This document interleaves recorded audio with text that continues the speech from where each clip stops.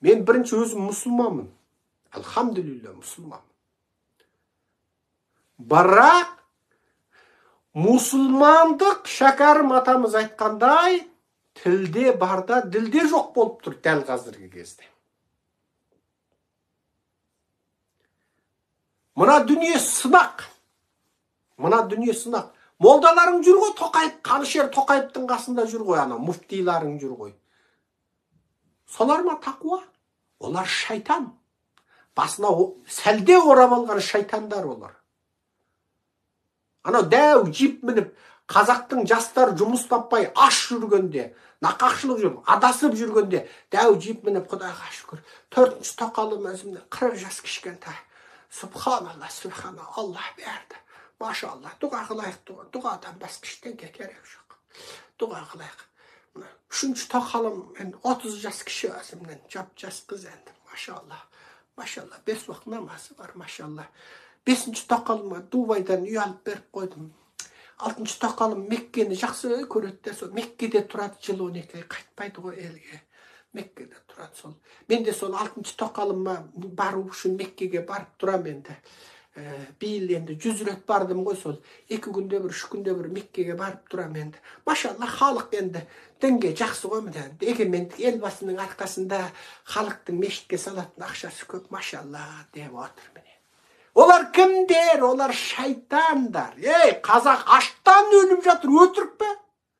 Баласын құшақтап 9-ші қабаттан өлген әйел өтірік пе? Мына жер әлемде мына заманда 2022 жылы аштан өлген бір халық жоқ қазақтан басқа. Қай бетіңді көтеріп жүресің, жер әлемге? Әлемнің 9-ші үлкен территориясы, әлемде 4-ші үлкен мұнай мен газдың базасы бар. Бүкіл жер шарының 60% уранын ұстап тұрған Қазақстанда қазақтың әйелі аштықтан, жұмыссыздықтан қиналып баласын баға алмай 9-ші қабаттан секіріп өліпті. 5 баласы бар атана екеуі де түнгі жұмысқа кетіп, балалар үйде өртеніп өліпті. Баласын баға алмаған шымкенттік әйел баласын өз қолымен өлтіріпті, тамақ тауып бере алмай. Торғып, мейдан кетіп қала жаздаған. Осындай сұмдықтар тек Қазақстанда бар. Тек Қазақстанда бар. Басқа жерде жоқ. Енді сол Қазақстанның ұлы күн көсемі Тоқаев. Назарбаевтан мұраға аманат қалып отырған Тоқаев. Өтірік маймылдарын, 5 маймылын жетектеп, енді маймылдар сайлауын өткізбекші. Ал сен үнсіз отырсың. Сен қарсы тұрып, үніңді шығар, айт, мезгілсіз сайлауға қарсы тұрамыз деп айт, үніңді айт, көз қарасыңды айт. Ертең Құдайдың алдына барғанда Назарбаев, Тоқаев өзі және командасымен ол тозаққа кетеді, олар сұрақсыз тозаққа кетеді. Ойбай, сен қайдан білесің деп айтпа, сұрамаңдар şimdi. Діннен сәл сауат болса.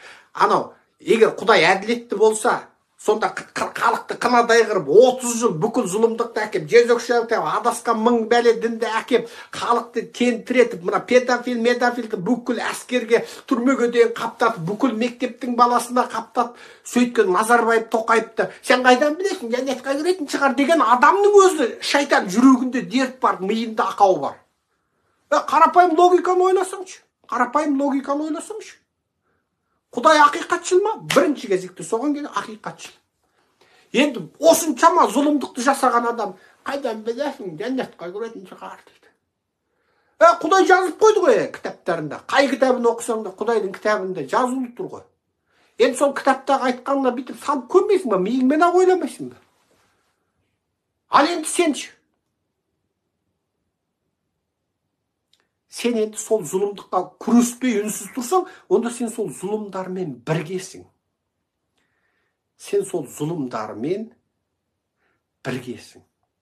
Және ақиретте сен сол зұлымдарменен бірге тірілесің.